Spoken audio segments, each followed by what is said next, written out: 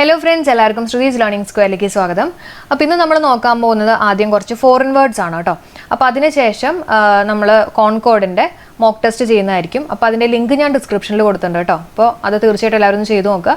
അപ്പോൾ concord full cover ചെയ്യുന്ന രീതിയിലുള്ള ഒരു 21 ക്വസ്റ്റ്യൻസ് ആണ് സെലക്ട് ചെയ്തിട്ടുള്ളത്. അപ്പോൾ എല്ലാവർക്കും ഓൾ ദി ബെസ്റ്റ്. അപ്പോൾ അതിനു മുമ്പ് നമുക്ക് കുറച്ച് ഫോറിൻ വേർഡ്സ് നോക്കാം. ഓക്കെ, ആദ്യത്തെ ബോൺ ഹോമി.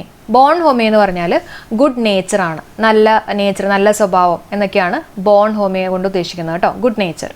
അപ്പോൾ അത് കണക്ട് ചെയ്യാൻ വേണ്ടിയിട്ട് നമുക്ക് ഈ ബോൺ എടുക്കാം കേട്ടോ. ജനനവുമായിട്ട് ബോൺ ഹോമി, അതായത് ഹോമിൽ നല്ല വീട്ടിൽ ജനിച്ചു കഴിഞ്ഞാൽ നമ്മൾ പറയില്ലേ നല്ല സ്വഭാവമൊക്കെ ആയിരിക്കും, അങ്ങനെ ഒന്ന് കണക്ട് ചെയ്യാം. ബോൺ ഹോമി എന്ന് പറഞ്ഞാൽ എ ഗുഡ് നേച്ചർ. അടുത്ത് നോക്കാം ബോൺ വിവൻറ്റ്.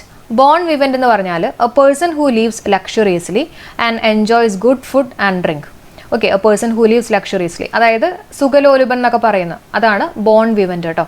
അപ്പോൾ ഇത് ഓർക്കാൻ വേണ്ടിയിട്ട് നമുക്ക് ഈ വിവയായിട്ടൊന്ന് കണക്ട് ചെയ്യാം. വിവൻ്റ് എന്ന് പറയുമ്പോൾ വിവയില്ലേ, നമ്മുടെ ഹോർലിക്സ്, വിവ, അങ്ങനെ വിവയായിട്ടൊന്ന് കണക്ട് ചെയ്യാം കേട്ടോ. അപ്പോൾ വിവയൊക്കെ നമ്മുടെ ഫുഡുമായിട്ടൊക്കെ നമുക്കൊന്ന് കണക്ട് ചെയ്യാമല്ലോ. അപ്പോൾ good food, one who lives luxuriously and enjoys good food and drink.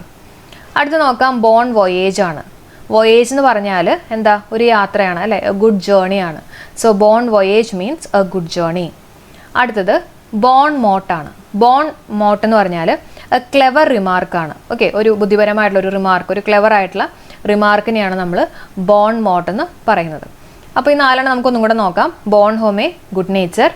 Bone vivant, അപ്പോൾ നമ്മുടെ വിവ ആലോചിക്കുക, a person who lives luxuriously and enjoys good food and drink. Bon voyage, journey അല്ലെ, a good journey. Bon mot എന്ന് പറഞ്ഞാൽ A clever remark. അടുത്ത് കാറ്റെ ബ്ലാങ്കെ. കാറ്റെ blanche എന്ന് പറഞ്ഞാൽ അൺറിസ്ട്രിക്റ്റഡ് പവർ ആണ്. ഇത് ഒരുപാട് പ്രാവശ്യം നമ്മുടെ PSC എക്സാംസിലൊക്കെ ചോദിച്ചിട്ടുള്ളതാണ് കേട്ടോ. കാറ്റെ ബ്ലാങ്കെ ഓർക്കാൻ വേണ്ടിയിട്ട് നമുക്കൊരു ബ്ലാങ്ക് ചെക്ക് ആലോചിക്കാം അല്ലേ. നമുക്കൊരു ബ്ലാങ്ക് ചെക്ക് കിട്ടിക്കഴിഞ്ഞാൽ നമ്മൾ അതിനകത്ത് എത്ര വേണമെങ്കിലും എഴുതിയെടുക്കും. അൺറിസ്ട്രിക്റ്റഡ് ആണ് അല്ലേ, നമുക്ക് എത്ര വേണമെങ്കിലും എഴുതിയെടുക്കാം. അപ്പോൾ അൺറിസ്ട്രിക്റ്റഡ് പവർ എന്നുള്ള രീതിയിൽ കണക്ട് ചെയ്യാം കേട്ടോ.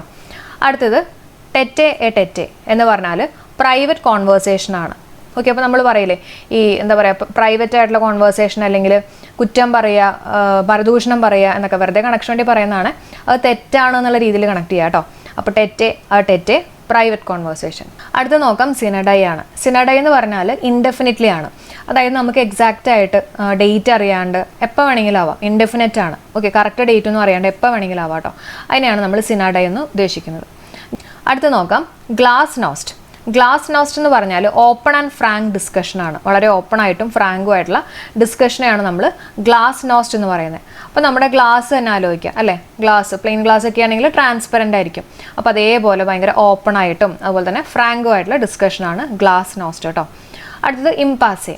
ഇംപാസെ എന്ന് പറഞ്ഞാൽ ഡെഡ് ലോക്ക് ആണ്, അതായത് പാസ് ചെയ്യാൻ പറ്റാത്ത, അവസാനിച്ചു, നമ്മൾ ഡെഡ് എൻഡ് എന്നൊക്കെ പറയില്ലേ, അതേപോലെ ഡെഡ് ലോക്ക് ആണ് ഇംപാസെ. പാസ് ചെയ്യാൻ പറ്റുന്നില്ല കേട്ടോ, ലാസ്റ്റ് വരെ എത്തി, ഡെഡ് ലോക്ക്.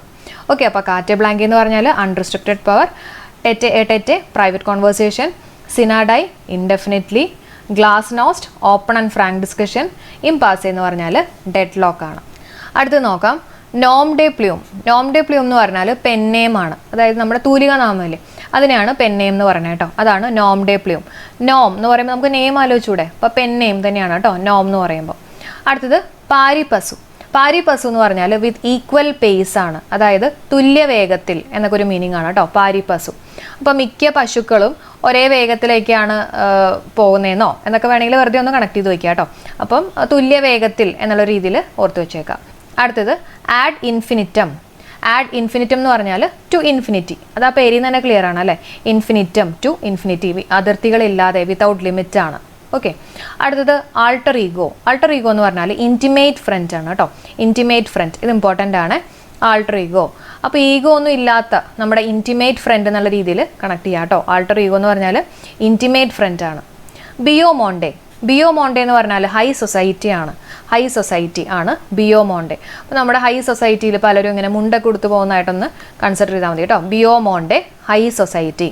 അടുത്ത് നോക്കാം ബിയോ ജെസ്റ്റെ. ബിയോ ജെസ്റ്റെ എന്ന് പറഞ്ഞാൽ നോബിൾ ജെസ്റ്റർ ആണ്, അതായത് ഒരു മാന്യമായിട്ടുള്ള ഒരു ആംഗ്യം അല്ലെങ്കിൽ ഒരു ആക്ഷൻ, അതിനൊക്കെയാണ് നമ്മൾ ബിയോ ജെസ്റ്റയെ കൊണ്ട് ഉദ്ദേശിക്കുന്നത്. അപ്പോൾ ജെസ്റ്റെ എന്ന് പറയുമ്പോൾ ജെസ്റ്റർ ആലോചിക്കുക കേട്ടോ, അതായത് ഒരു ആക്ഷൻ, ആംഗ്യം, ആ ഒരു മീനിങ് ആണ് വരുന്നത്. ഓക്കെ, അപ്പോൾ നോം ഡെ പ്ലൂം എന്ന് പറഞ്ഞാൽ നെയിം ആലോചിക്കുക, പെൻ നെയിം ആണ്. പാരിപസു എന്ന് പറഞ്ഞാൽ വിത്ത് ഈക്വൽ പേസ് ആണ്, അതായത് തുല്യ വേഗത അല്ലെ, തുല്യ വേഗതയിൽ നടക്കുന്ന കുറേ പശുക്കളൊക്കെ ഒന്ന് മനസ്സിലേക്ക് കൊണ്ടുവന്നാൽ മതി കേട്ടോ. ആഡ് ഇൻഫിനിറ്റം എന്ന് പറഞ്ഞാൽ ടു ഇൻഫിനിറ്റി ആണ്, വിത്തൗട്ട് ലിമിറ്റ്. ഓൾട്ടർ ഈഗോ എന്ന് പറഞ്ഞാൽ ഇൻറ്റിമേറ്റ് ഫ്രണ്ട് ആണ്. ബിയോ മോണ്ടെ എന്ന് പറഞ്ഞാൽ ഹൈ സൊസൈറ്റി. ബിയോ ജെസ്റ്റേ എന്ന് പറയുമ്പോൾ ജസ്റ്റർ ആലോചിക്കുക, നോബിൾ ജസ്റ്റർ. ഓക്കെ, അപ്പോൾ നമ്മുടെ ക്ലാസ് ഇന്നിവിടെ വെച്ച് വൈൻഡപ്പ് ചെയ്യാണ്. അപ്പോൾ നമ്മൾ ഇന്നൊരു 15ഓളം ഫോറിൻ വേർഡ്സ് ആണ് നോക്കിയിട്ടുള്ളത്. അപ്പോൾ ഫോറിൻ വേർഡ്സ് ആയതുകൊണ്ട് നമുക്ക് കണക്ഷൻ അത്ര എളുപ്പമല്ല, എന്നാലും പറ്റുന്ന രീതിയിലൊക്കെ കണക്ട് ചെയ്ത് പറഞ്ഞു തന്നിട്ടുണ്ട്. അപ്പോൾ അതേപോലെ കോൺകോഡിൻ്റെ ഫുൾ പോർഷൻസ് കവർ ചെയ്യുന്ന രീതിയിലുള്ള ഒരു മോക്ക് ടെസ്റ്റ് ആണ് ഇന്ന് വെച്ചിട്ടുള്ള. അതിൻ്റെ ലിങ്ക് ഞാൻ ഡിസ്ക്രിപ്ഷനിൽ കൊടുക്കാം. അപ്പോൾ തീർച്ചയായിട്ടും ആ ക്ലാസ് അറ്റൻഡ് ചെയ്ത് നോക്കുക കേട്ടോ. അപ്പോൾ എല്ലാവർക്കും താങ്ക് യു ഫോർ സപ്പോർട്ടിങ്. ഒന്ന് കമൻറ്റ് ചെയ്യുക, ക്ലാസ്സൊക്കെ എങ്ങനെയുണ്ട്, നിങ്ങൾക്ക് ഫോളോ ചെയ്യാൻ പറ്റുന്നുണ്ടോ, എന്തെങ്കിലും ഇമ്പ്രൂവ്മെൻ്റ് ഒക്കെ വരുത്തണമെങ്കിൽ അതൊക്കെ ഒന്ന് കമൻറ്റ് ചെയ്യുക കേട്ടോ. അപ്പോൾ നമുക്ക് അടുത്ത വീഡിയോയിൽ കാണാം. എല്ലാവർക്കും bye. Thank you for supporting.